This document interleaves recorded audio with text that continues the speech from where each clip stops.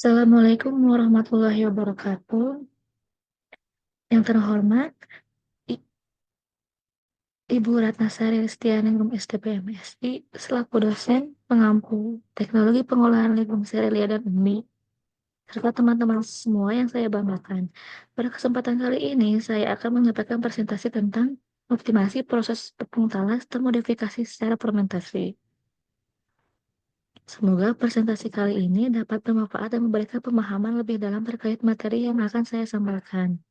Selanjutnya di sini ada identitas jurnal. Nama jurnal ini yaitu optimasi proses produksi tepung talas termodifikasi secara fermentasi yang ditulis oleh Garpi Nuraini, Setiarti Sokojo, dan Intan Nurmalasari. Tahun penerbitan 2013, lembaga pengelola Jurnal Iptek volume 8 nomor 65 sampai 71. Lalu di sini ada pendahuluan. Talas adalah tanaman yang banyak ditanam di daerah tropis yang digolongkan sebagai umbi-umbian dan tergolong dalam monocotyl famili Araceae. Komponen yang paling banyak terdapat dalam talas adalah pati, yaitu sekitar 73-80%, meskipun terdapat juga kandungan serat, mineral, dan getah. Menurut Jane et al. 1992. Umbi talas juga merupakan makanan yang mudah dicerna, sehingga umbi talas mempunyai banyak potensi untuk digunakan dalam produk makanan yang sehat karena memiliki kandungan karbohidrat yang cukup banyak sehingga dapat menambah keragaman sumber karbohidrat. Ketergantungan penggunaan pada tepung terigu untuk industri pangan salah satunya dapat diatasi dengan memanfaatkan tepung berbahan baku lokal, diantaranya tepung talas, namun masih ada keterbatasan penggunaan tepung dari umbi-umbian untuk menggantikan tepung terigu, dikarenakan kandungan serat yang tinggi yang akan mempengaruhi proses pembentukan adonan. Nah, salah satu teknik yang telah diterapkan oleh Sobagigo untuk memodifikasi tepung singkong adalah secara fermentasi dengan menggunakan bakteri asam laktat. Mikroba yang tumbuh akan menghasilkan enzim-enzim pektinolitik dan selulolitik yang dapat menghancurkan dinding sel singkong sedemikian rupa, sehingga terjadi pembebasan granula pati. Di antara faktor yang dapat mempengaruhi kondisi fermentasi untuk menghasilkan tepung yang termodifikasi adalah metode fermentasi yang digunakan dan waktu fermentasinya. Secara umum, fermentasi dapat dilakukan spontan atau menggunakan kultur murni. Nah, oleh karena itu, pada penelitian ini akan dicoba dua metode fermentasi, yaitu fermentasi spontan dalam air kelapa dan fermentasi menggunakan kultur murni Lactobacillus plantarum di dalam media yang sama, yaitu air kelapa. Nah, penggunaan air kelapa sebagai media fermentasi pada penelitian ini adalah dengan mempertimbangkan bahwa pH dan nutrisi yang terkandung dalam air kelapa. Penggunaan air kelapa sebagai media fermentasi pada penelitian ini adalah dengan mempertimbangkan bahwa pH dan nutrisi yang terkandung dalam air kelapa dapat mendukung kehidupan bakteri asam laktat yang mendominasi selama fermentasi. Nah, di sini Lactobacillus plantarum adalah salah satu spesies bakteri asam laktat yang dapat menggunakan selubiosa sebagai nutrisinya, di mana selubiosa ini adalah komponen penyusun selulosa. Dengan demikian, diperkirakan Lactobacillus plantarum ini dapat menghasilkan enzim selulobiase yang dapat mendegradasi komponen selulosa.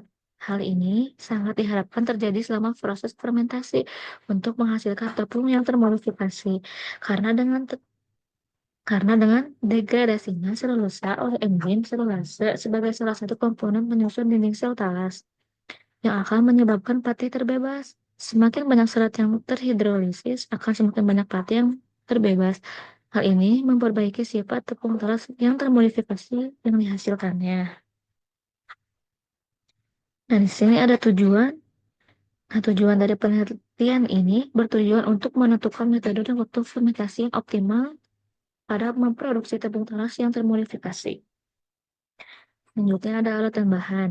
Dan di sini ada alat bahan yang digunakan dalam proses produksi, yaitu wadah perendaman, pisau, sliker, mesin penepung, kain saring, alat pengayak, dan nampan.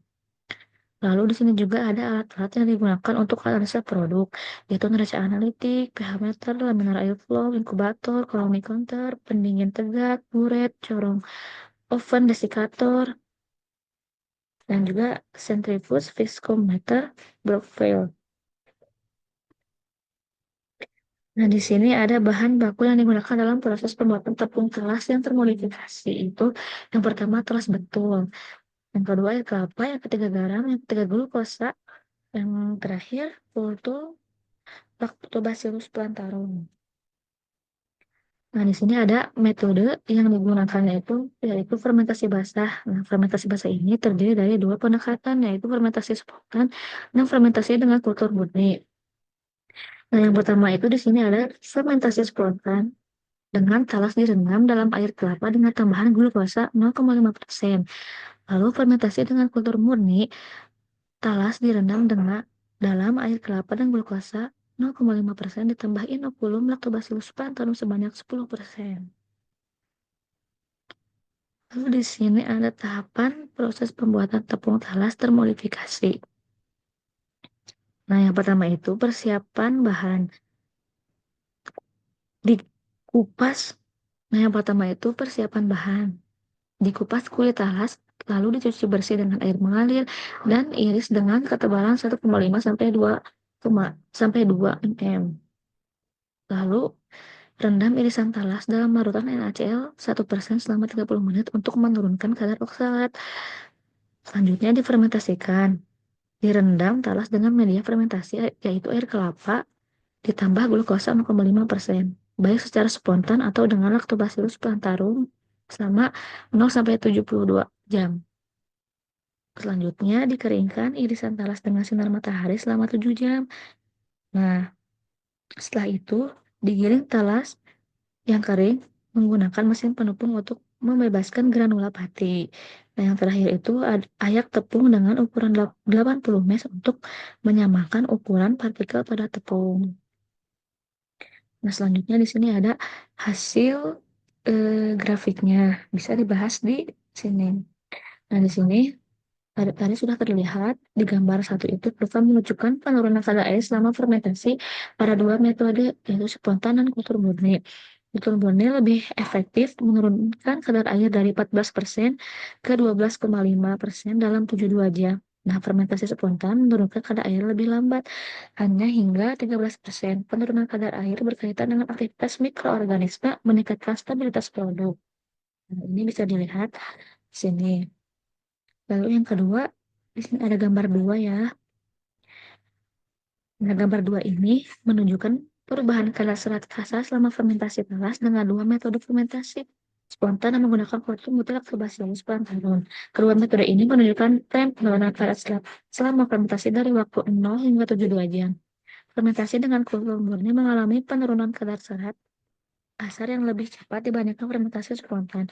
Dalam perbandingan waktu pada awalnya fermentasi itu 0 sampai 12 jam. Kadar serat kasar turun lebih tajam pada kultur murni dibandingkan spontan.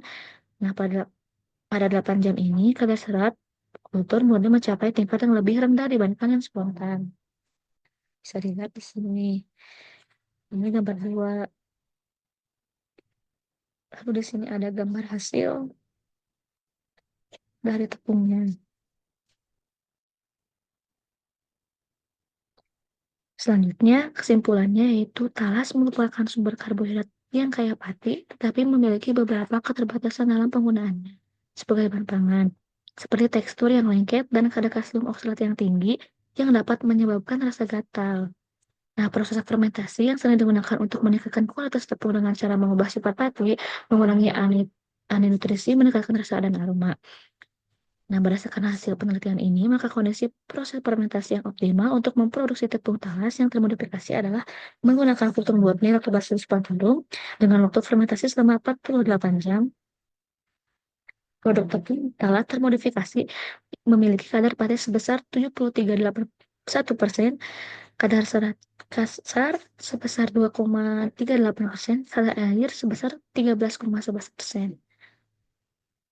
Sekian, terima kasih. Wassalamualaikum warahmatullahi wabarakatuh.